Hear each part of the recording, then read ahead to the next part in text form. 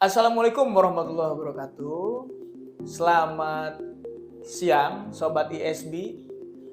Salam penegakan hukum, salam keadilan, salam bahagia untuk kita semua.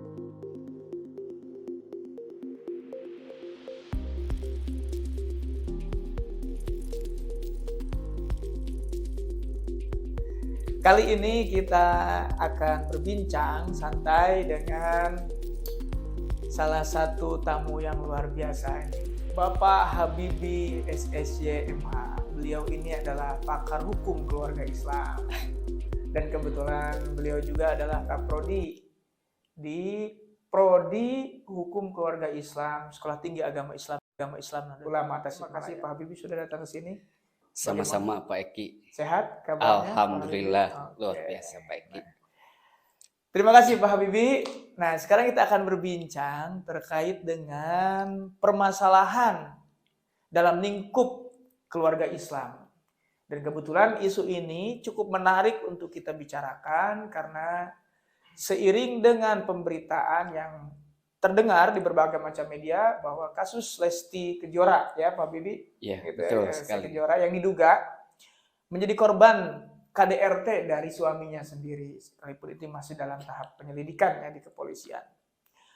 Nah, Pak Habibie, ini kan keduanya adalah Muslim tentunya ya.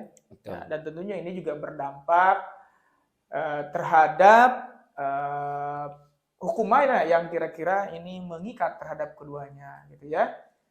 Nah, kita kan sekarang sudah memiliki satu undang-undang yang khusus terkait perkawinan sejak tahun 74 ya, dengan Undang-Undang Nomor 1 tahun 74 tentang perkawinan. Kemudian juga disusul dengan adanya peraturan pemerintah nomor 9 tahun 75 kalau nggak salah. Yeah.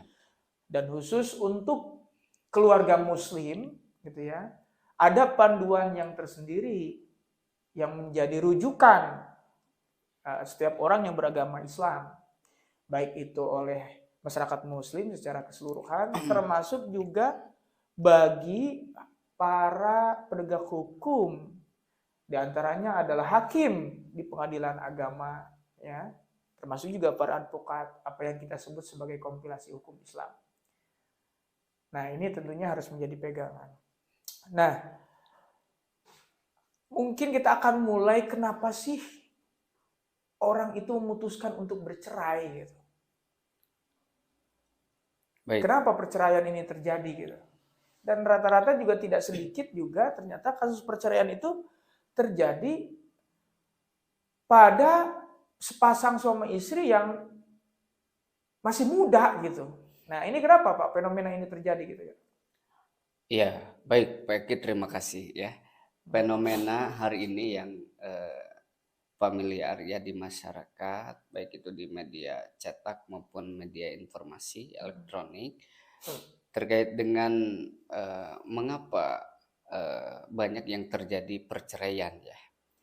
Ya, dalam apa namanya ya, itu ada beberapa sebab ya. Di antaranya mungkin terjadi dari faktor ekonomi, belum siapnya mental, lalu kemudian juga KDRT ya, KDRT. Mungkin itu salah satu penyebab ya, penyebab untuk terjadinya perceraian. Perceraian ini kan kalau kita lihat gitu ya, ada beberapa apa namanya, beberapa istilah ya. Pertama ada yang perceraian karena kehendak Allah ya, atau yang disebut dengan kematian. Artinya ada salah satu pihak yang meninggal dunia. Gitu ya. Nah, artinya itu cerai mati. Gitu cerai mati ya. Nah, kemudian yang kedua ada yang kehendak pengadilan. Nah, atau dalam istilah hukum itu pasak ya. Nah, itu karena pertimbangan hakim, salah satu kedua belah pihak itu pertengkaran yang terus menerus, ataupun apa namanya, hakim mempertimbangkan bahwa kedua belah pihak ini maslahatnya adalah berpisah atau bercerai, ya hakim memutuskan untuk berpisah. Berpisah gitu Ya, ya. kehendak pengadilan. Oke. Ini kan Pasal. menjadi menarik ya. Tadi ada apa? Kehendak perceraian itu karena apa? Kehendak Allah Kehendak dalam Allah. artian ya, itu satu peristiwa yang alami ya. Betul. Orang meninggal ya, sepasang suami istri misalnya, salah satunya di antara meninggal, maka otomatis dia bercerai karena satu hal yang alami. Kemudian yang kedua, yang dikehendaki oleh para Pengadilan. pihak itu sendiri Iya. ya, yang kemudian diputuskan oleh Pengadilan. pengadilan yang melalui putusan hakim gitu ya. Nah, kalau di dalam hukum Islam gitu ya, ini kan di masyarakat sering terjadi berbagai macam pendapat ya. Gitu. Apalagi kita kan masyarakatnya sangat agamis, religius gitu ya, terbelakangnya. Kadang-kadang kan misalkan seorang suami tiba-tiba menjatuhkan talak gitu ya. Tetapi itu belum diputuskan oleh pengadilan. Nah, itu gimana hukumnya gitu ya?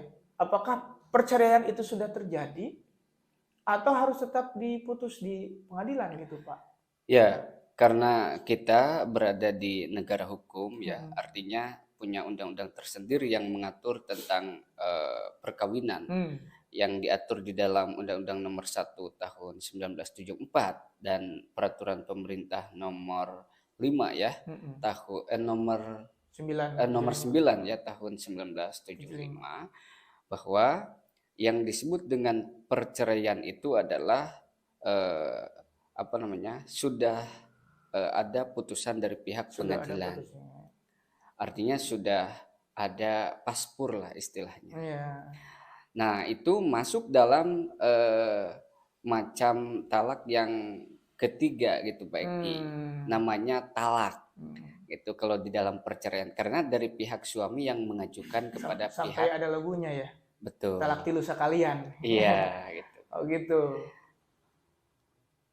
Terus berarti sebelum ini talak 3 ya langsung. Berarti ada talak yang 1, yang 2 dong? Ada. Ada ya? Iya. Kapan itu bisa terjadi? Ya, pertama kan sebelum ke talak 3 itu ada talak 1 dulu. Talak 1 dulu ya. Artinya talak 1, talak 2, talak 3. Artinya ada istilah talak raj'i, ada talak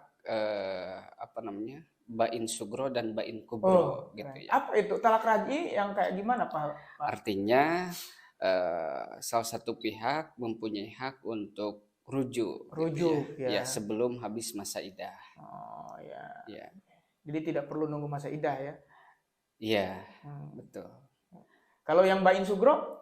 Kalau yang bain sugro dan bain kubro itu ya, kalau talak bain itu kan artinya salah satu pihak harus menikah. Menikah dulu. Iya, menikah terlebih dahulu. Jadi nggak bisa orang lain gitu. Langsung rujuk ya dalam. Iya, tidak bisa. Tidak. Ya. Nah, ini kan peristiwa perceraian itu hampir di setiap daerah ya. Di daerah-daerah itu cukup banyak ya, bahkan berdasarkan informasi dan data yang diperoleh itu kan bisa jadi setidak-tidaknya hampir setiap tahun itu angka perceraian itu bisa di angka 3.000. Bahkan ada yang 4.000 sampai 5.000 gitu. Berarti ada setidaknya 5.000 janda atau duda per tahun. Nah, ini fenomena sosial yang menarik juga ya. Yang menarik. Nah, apa yang salah sebenarnya ini? Gitu ya. Apa yang salah gitu kira-kira? Ya, pertama untuk para advokat mungkin ya, atau para amil ini. Artinya bagaimana para pihak ini jika ada yang melapor harus betul-betul dimediasi sehingga bisa sampai ke rujuk lagi gitu. Ya. Artinya jangan buru-buru untuk dia dorong untuk bercerai gitu ya. Ya, betul. Artinya harus ada mediator, diislahkan kembali. Gitu ya. Terkait. Jangan malah disuruh cerai. Nah, ini kan juga di dalam proses pengadilan agama tadi karena putusan ya kan. Perceraian itu bisa terjadi karena putusan pengadilan. Ya tentu juga tidak secara tiba-tiba ya ketika ada pengaduan atau gugatan perceraian ke pengadilan terus diputus. Ada beberapa step ya yang harus dilalui. Antaranya adalah membuka ruang adanya mediasi kan. Betul. Di pengadilan. Tapi lagi-lagi juga proses mediasi ini kadang-kadang nggak efektif di pengadilan. Betul. Kalau misal kita bandingkan antara perkara yang rujuk lagi di pengadilan dengan perkara yang dilanjutkan sampai proses persidangan bahkan putusan cerai, ini jauh lebih banyak orang yang bercerai dibanding orang yang rujuk di pengadilan gitu. Iya. Kenapa itu bisa terjadi ya? Ya, pertama ya bisa dilihat dari mediator ya. Mediator itu kan ada mediator hakim, ada mediator non hakim. Gitu ya. Ya artinya bagaimana para mediator ini bersikeras ya untuk bagaimana para pihak ini tidak sampai lanjut gitu ya. Tidak sampai lanjut ke proses persidangan perceraian. Betul. Ya artinya di sini diberikan apa namanya? Ya semacam pembinaan lah ya. Semacam pembinaan karena kan dampak dari perceraian ini sangat banyak sekali ya. Betul. Ya artinya setelah perceraian ini kan hidup sendiri-sendiri. Betul. Gitu kan. Kemudian kalau yang sudah ada anak mungkin ya nanti anak yang menjadi korban juga. Betul, baik itu dari psikologi maupun secara biologisnya. Gitu. Betul. Ya memang kita nggak ada yang tahu ya nasib orang itu mau seperti apa. Kan tujuan perkawinan itu kan sakinah mawaddah warahmah. Harapannya sih kekal abadi sampai meninggal kan begitu harapannya. Cuman kan kita nggak ada yang tahu takdir di kemudian hari ya. Tapi faktanya memang banyak yang bercerai kan gitu. Nah, kita pahami kita yakini bahwa proses perceraian itu bukan balah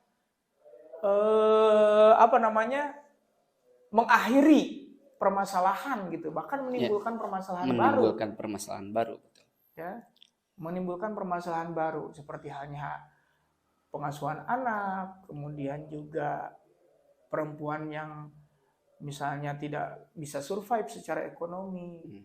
Tetapi anehnya lagi justru yang banyak bercerai, yang mengajukan perceraian itu dari perempuan ini Pak Habibie. Ini fenomena yang menarik juga gitu ya. Mungkin apakah memang sudah sangat tidak tahan dengan perilaku atau sudah tidak merasa nyaman atau apa nih? Yang paling banyak, yang paling dominan gitu sehingga mengakibatkan terjadinya fenomena justru perempuan sendiri yang lebih banyak mengajukan gugatan perceraian ketimbang suaminya. Ini apa faktor yang dominan itu penyebabnya? Nah, itu masuk dalam macam perceraian yang keempat ya, artinya khulu atau gugat cerai dari pihak perempuan. Itu terjadi karena fenomena perempuan ya atau istri banyak hak-haknya yang dirugikan. Misalnya tidak ditepatinya sigot ta'liq ta'laq gitu ya, seperti hak dalam menafkahi, kemudian bukan hanya saja hak menafkahi secara material ya, secara batinnya juga itu harus terpenuhi. Nafkah lahir dan batin ya. Betul. Nah, kemudian juga ya sekarang ini mungkin ya banyak faktor karena bisa juga karena media sosial mungkin. Tapi yang menjadi catatan gitu ya, faktor dari terjadinya perceraian pihak istri yang menggugat itu ya hak-haknya yang tidak dan memang betul bahwa kalau kita konfirmasi ya di perkara-perkara di pengadilan agama ya, alasan gugatannya itu paling banyak memang soal faktor ekonomi nih. Nafkah yang tidak cukup. Nah, ini yang menarik gitu ya. Kita juga nggak tahu ya nafkah yang dianggap cukup itu berapa dan itu sangat relatif kan ya. Tapi memang faktanya pihak perempuan yang sering jadi penggugat dalam hal ini kan gitu. Nah, ini menarik.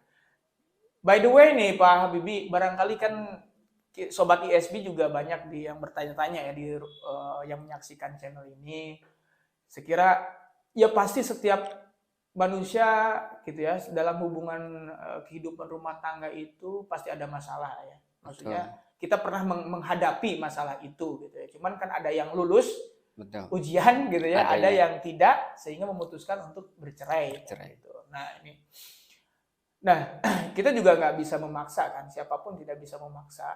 Gitu. Kita memang mereka sudah memutuskan untuk bercerai, ya perceraian itu tetap terjadi.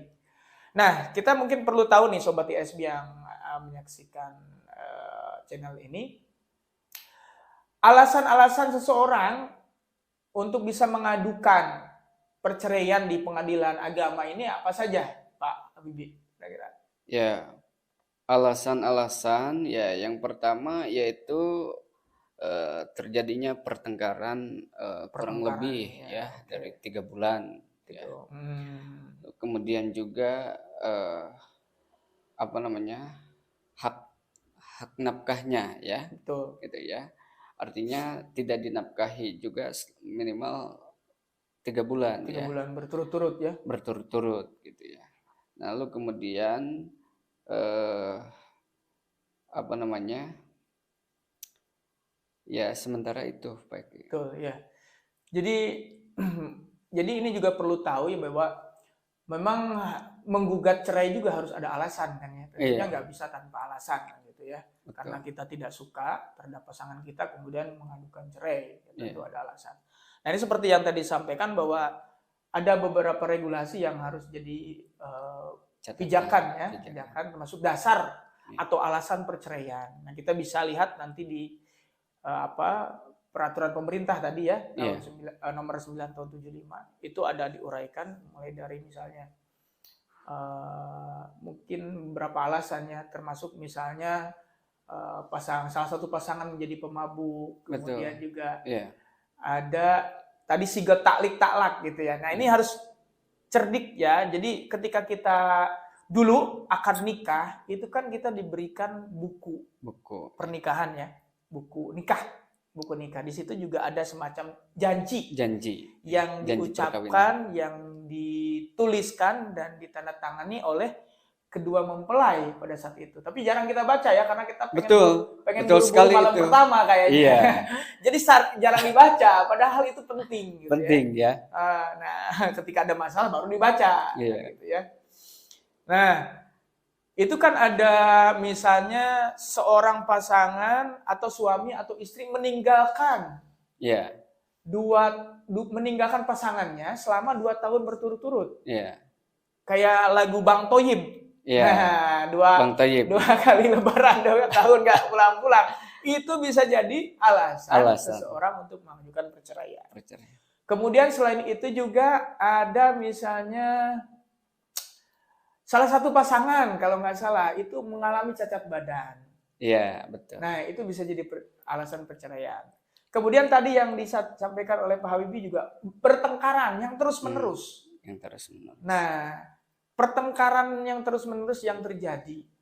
Nah, ini yang sekali-kali populer yang menjadi alasan perceraian. Termasuk di kalangan artis gitu ya, pertengkaran ini. Karena nggak mungkin kan alasan ekonomi gitu ya. Tentu ada persoalan yang lain, ada itu pihak ketiga, ada apa? Ya, yang paling kentara kan kalau di kalangan artis. Kalau di kalangan masyarakat biasa itu biasanya kan persoalan ekonomi ya, yang sering jadi alasan perceraian. Dan termasuk juga KDRT kan? KDRT. Nah, KDRT ini kan pertengkaran. KDRT ini benar pertengkaran yang bisa jadi juga alasan perceraian. Nah, kira-kira begitu. Ya. Nah, Pak Habibie, nah ini kan kita tahu ya kayak di kalangan artis kayak misalnya sebut saja misalnya ya banyak lah artis itu kadang-kadang kan persoalan utama yang jadi alasan kenapa timbul percekcokan ya itu adalah perselingkuhan ya cukup kurang apa lagi kan mereka kan gitu. Tapi kadang-kadang prahara rumah tangga ini terjadi karena persoalan perselingkuhan gitu ya, termasuk yang akhir-akhir ini terjadi kan. Nah, sekarang mungkin kita bicara bagaimana sih tips-tips di dalam membangun satu harmonisasi di dalam rumah tangga sehingga ancaman perceraian ini bisa kita hindarkan gitu jauh-jauh gitu kira-kira. Bisa meminimalisir gitu ya. Terjadinya peningkatan angka perceraian. Di kalangan apapun ya, baik kalangan artis maupun kita sebagai masyarakat biasa. Kira-kira tips-tips khusus dan strategis nih agar rumah tangga ini tetap bisa berlangsung harmonis gitu.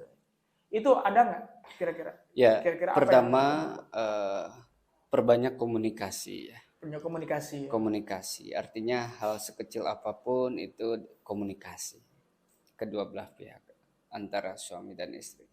Yang kedua itu sifat keterbukaan ya. Terbukaan. Ya. Artinya ini menjadi kunci ya dalam rumah tangga karena banyak yang ditutup-tutupi juga sisi lain. Muncul curiga ya, Iya, artinya nggak percaya, betul. seolah-olah nggak percaya. Seolah nggak percaya. Betul. Nah, lalu kemudian yang ketiga ya atau selanjutnya ya takwa yang intinya. Takwa ya. Iya, artinya Oke. takwa itu ya dalam isinya kita dengan amalan-amalan membaca Al-Quran itu kan akan menjadi luar biasa Betul. gitu ya, menjadi modal gitu ya untuk keluarga sakinah mawaddah warahmah. Komunikasi terbuka dan takwa. takwa, Iya. artinya pemahaman agama Agama. gitu ya. Ini juga menjadi sangat penting, bahkan Iya. mungkin nomor 1 ya Pak. Iya, betul. Agama itu harus jadi Betul. pegangan. Harus jadi pegangan bagi kita bersama. Nah, ini menarik. Alhamdulillah, terima kasih nih kita bicara soal isu perceraian, tetapi juga kita bicara juga bagaimana tips membangun harmonisasi di rumah tangga. Saya kira untuk sesi kali ini cukup sampai saat ini saja. Terima kasih Pak Habibie sama-sama atas kehadirannya yang sudah memberikan pencerahan kepada sobat ISB semuanya. Mudah-mudahan ini menjadi amal baik bagi kita semua. Amin. Dan semua rumah tangga ya kita semua bisa berjalan secara harmonis, sakinah, mawaddah dan warahmah, sehingga rumah tangga kita diberkahi oleh Allah Subhanahu wa taala. Amin, amin. Sekian sobat ISB, salam penegakan hukum, salam keadilan, salam bahagia untuk kita semua. Terima kasih. Wassalamualaikum warahmatullahi wabarakatuh.